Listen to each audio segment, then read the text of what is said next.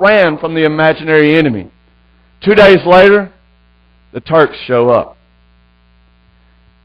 And history records that they found no less than 10,000 of the Romanian soldiers lay dead or wounded. By killing themselves, fighting themselves. The Romanians killed their own. They destroyed their own when they allowed themselves to be distracted from their purpose and from their mission, and when they began their own selfish pursuits. They allowed it to take them out. I wonder if you've ever witnessed or been a part of something similar, where all the intentions were well, but then all of a sudden we got sidetracked from our mission and from our purpose before God Almighty. And we began doing it into a selfish pursuit. We lost sight of why God placed us here.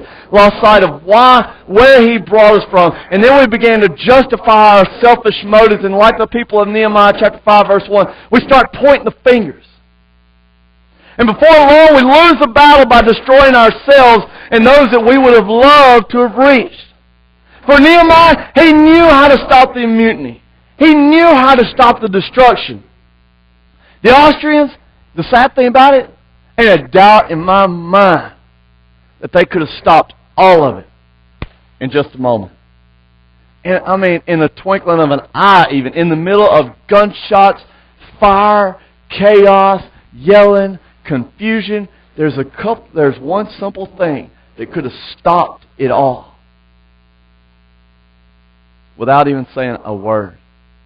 Today, church, when we realize that the devil has derailed us from our God-given purpose, when through circumstances of life, He has shifted our focus from the God who sent His Son for us to a what about me kind of thought life that builds tension.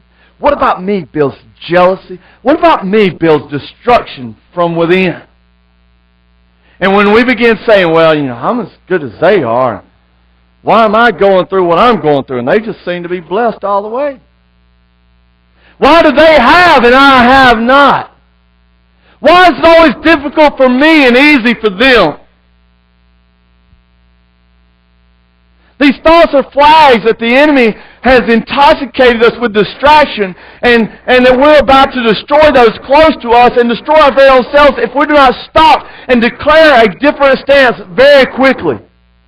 There's a saying that goes, and it's true. It says so often, we see the glory, but we don't know their story.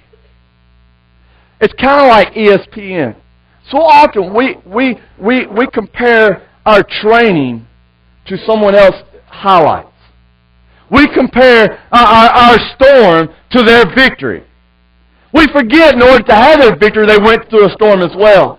We forget in order to go to what we see as so glorious, they had a story to get there. In every glory, there's a story. Yes, Moses delivered a whole nation of people. He walked up to the main man on earth and said, "You're going to let my people go." But he'd done been 40 years out in the wilderness beating himself up for the failure he was the first time. Yes, Joseph, he rescued a nation. He rescued his own family. But he was betrayed about, he was imprisoned, he was rejected, yet maintaining a pure heart the whole time before he got there. Daniel had favor with the king. Daniel, if you read Nehemiah, you see Daniel come up later on. He's going to be one of the big guys that's going to be reading the law and getting everybody together. And also, so is Shadrach, Meshach, and Abednego. But you know what? He had to sleep with some hungry lions before he ever got to go back and celebrate as a free man with the people of Jerusalem. They had to spend the night in the fire, if you will, before they were ever able to get to the point where they rejoiced about the victory God had given them. Just Jesus, He can deliver us by the power of His love from every circumstance. Yet He was hated by almost all in order to make His love available to us. In every glory, there is a story. So how do we gain victory in an instant? How do we walk from the intoxicating distraction of bitterness and comparison so quickly? I don't know about you, but it is. When we get on our selfish pursuits, it becomes almost intoxicating. I got to figure out how to make it work, how to make it get ahead, how to justify, how to get what I want out of this. All of a sudden, it just becomes so overwhelming. So, to summarize Nehemiah chapter 5, here's what they were griping about. They had a legitimate gripe. The rich Jews were still putting into slave the poor Jews. The rich Jews are out there, they might be working on the wall, they're doing their thing, but also they're taking money from the poor, saying basically, the poor were out of work. They weren't able to grow food. They're working to restore their lives and their nation and their city in honor. They're doing everything they can to honor their God. But in the middle of it, they said no to work. They said no to their crops. So what happens? If they want to eat, they got to pay for it. Well, if they're going to pay for it, they're out of money. So they got to borrow money. So the rich Jews are like, hey, we got lots of money, and we'll share it with you for a certain rate. And it ended up to the point that even the poor were selling their own daughters into slavery just to eat while they're doing the work of God. You want a bad day? There it is. And so finally, even though everything looks so good on the outside, some of them are dying, and so they just point the finger. They're like, we're sick and tired of them. Nehemiah comes in on verse 8 and he says this. At the meeting I said to him, he's like, I'm going to do something about it. We are doing all we can to redeem our Jewish relatives who have had to sell themselves to pagan foreigners. But you are selling them back into slavery again.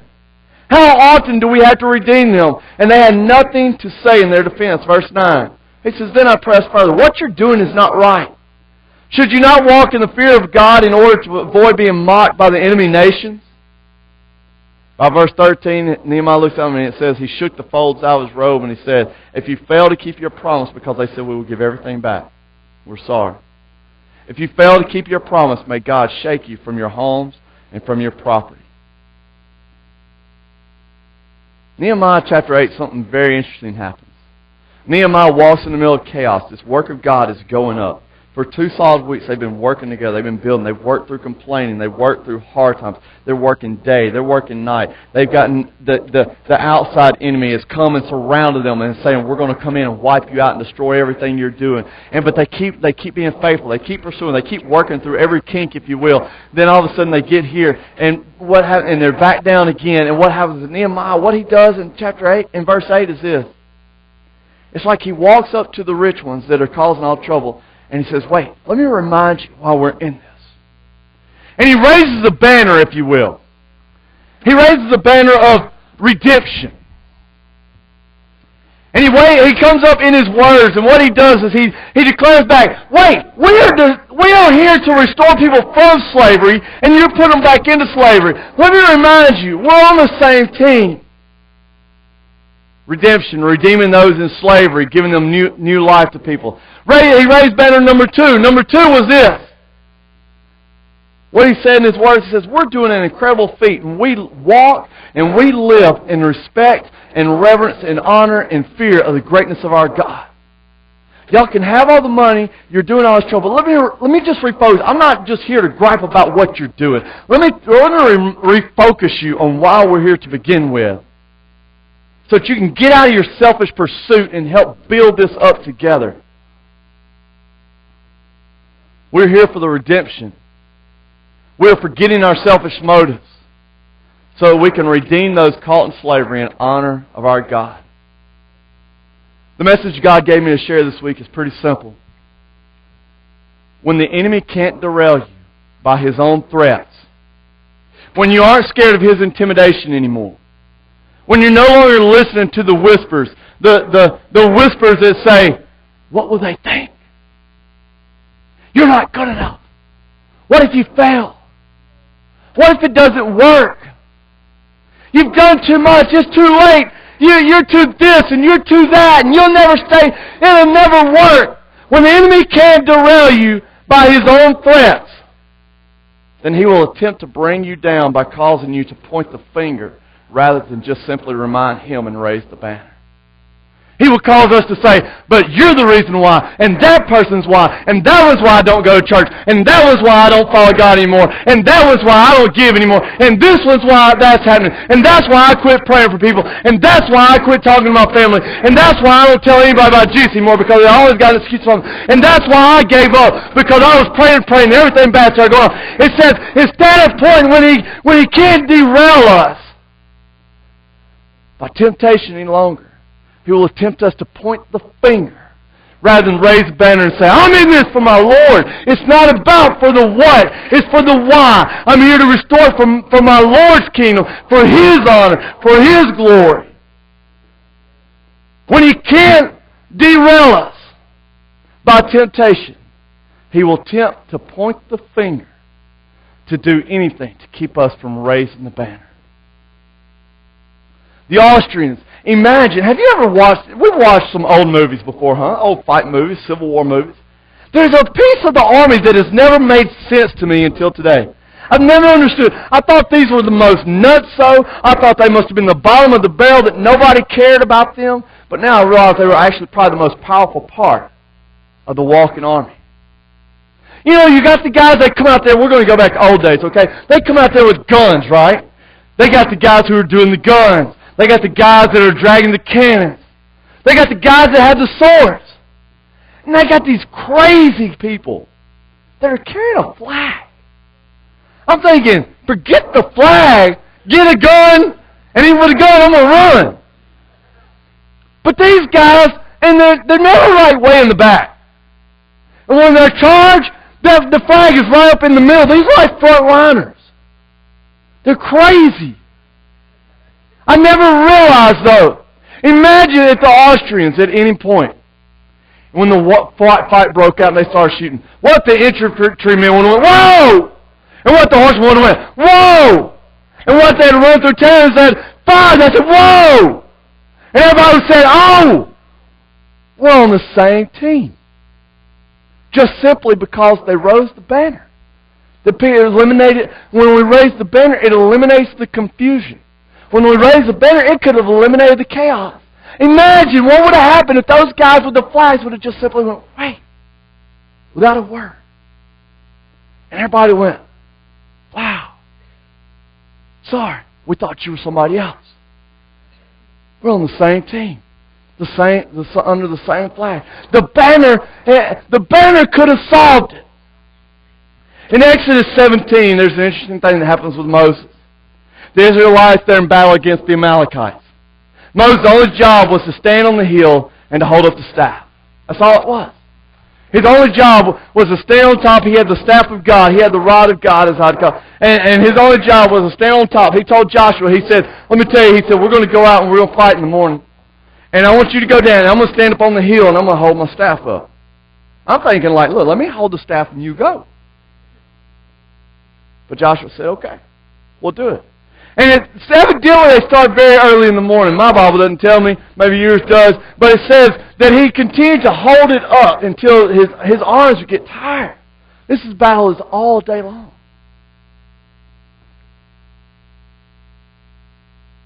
You said you're not shy, man. I need you. I need you. And so what happens is this, is that they would hold the banner up, the staff up, and as long as the staff was up, then the Israelites won. Hold this up. But whenever, let it down a little bit, whenever it started to come down, they lost. And so what happens is, Moses gets so tired that he's got to hold it up. Give me somebody else. Jesse, come here. Get on this one. Give me somebody else, fast. Derek, come here. I know we got shorter in the middle, but it's all right. Come on. We get on this side. What happens is, somebody gets on each side, and Exodus 17 declares, they held his arms up. They held his staff up so that the army could continue winning, that they didn't lose sight of why they were there. They didn't lose sight of focus. They didn't lose sight of, oh yeah, my power is in the one that we got the banner, we got the staff held up for. And so what happens, it gets so long that here's what happens. Josiah, come here. What they do is even these guys can't hold up anymore. And they get some rocks. We need some rocks in our life to kind of squat a little bit. And they set his arm on the rock. Come here. Somebody else that's not shy. I know we got this all backwards. Come here, Isaac. Come on. You raise your hand. Come on. I'm asking you can get into. I don't care. We'll be preacher's kid day. And they set a rock under each arm in order to hold it up. Because when the flag went down, when the staff went down, when the banner went down, then the defeat began happening. And so even though these guys don't have a single gun in the fight on the bottom of the hill, they're carrying all the victory right here by reminding everybody, this is why we're here. This is why we're holding it up. Y'all can let it down. We're still going to win, praise God. And what happens is this, band, if you would come. What happens is this. Thank you, band, if you would come. What happens is this. Moses declared, you know what? It doesn't matter what happens. It doesn't matter how the devil will tempt you with distractions. I will declare at every opportunity that the Lord is my banner. Exodus 17:15 says this, after it was all won, and after it was all over, yes, I need you, dear. After it was all said and done, here's what happens in Exodus 17:15. The night comes, they've won the battle, and it says Moses built an altar there, and he named it Yahweh Nissi, which means the Lord is my banner. I have watched the Lord win all day. And this is a representation for him. It was a staff. And I've watched the Lord win this battle all day just by holding his staff up. And he says, this staff represents a banner to me. And he says, we're going to make an altar here for remembrance. That you know what? It wasn't just a staff. Because the reason the victory is because I'll maintain that no matter what comes, the Lord is my banner. He is the one who covers over me. He is the one who shelters me. He is the one with a strong and mighty right arm. He is the one who defends me from all the cause. He is the one who places the sons and the orphans, makes them sons and daughters. He is the one that becomes the father to the fatherless. He is the one that makes a slave a free man. He is the one that carries somebody through the fire and brings them out with a glory story. He is the one that can allow us to sleep with hungry lions and come out untouched. Because, Joshua, Israel, I want y'all to know, it's not just in the rod. It's the Lord is our banner. And as long as we hold the Lord high, do not get tempted with distractions. No matter what comes, as long as we focus the Lord is the banner, then we know it's all going to be all right. We know He's going to care. We know He's going to take care of us. Moses declared, I will not give to it because I will look to the banner of my life, my flag of victory. For this I've chosen a white one, because surrender. I believe our banner of the Lord is a banner of surrender over our lives. Lord, every bit of me you have. You have the things that I want to hold on to, they're yours. The things that I think I have to be strong in, I will be weak so that you can be seen strong. The things I think I have to be smart and know it, you know what? I will be ignorant so that your wisdom can prevail. I will not worry about what man thinks of me. I will not worry about anything that rises up against me. If my God is for me, whom shall I fear? I will hold the banner of the Lord high. The Song of Solomon tells us this. Song of Solomon 2:4 says this, and His banner over me is love. God has a banner, and He hangs it over us. And it's a banner of love. Psalm 64 says, but you raised a banner for those who fear you, a rallying point in the face of attack. Man, I don't know what's going on. I don't know how to fix this. He says, I raise a banner so that you have a place to run to in the place of attack. Isaiah 11:10 prophesies that Jesus is the banner over our lives. Church, I don't know your battles. I don't know your temptation. But can I say this? In the face of it all, victory is found when we raise our banner to the Lord. The Lord is salvation over every area of our life. The victory is found not in how good we fight. The victory is not found in who we're fighting against, how big, how small the army. The victory is found in, you know what? We are in this for God's purposes, for our lives, for His redemption. And for those who do not know Him and who are currently slaves in this world, Nehemiah reminds the Jews, winning is to redeem slaves, not to make slaves by our finger pointing. Isaiah 11:12 says, He will raise a flag among the nations, and He will assemble all the exiles of Israel. And He goes on to say that He will gather the scattered people from the ends of the earth. All because when He raised His banner, it drew people. They knew that's where I can go. That's my army. That's my victory. That's my salvation. I'll quit looking at all the distractions and I'll run to where my banner is held high.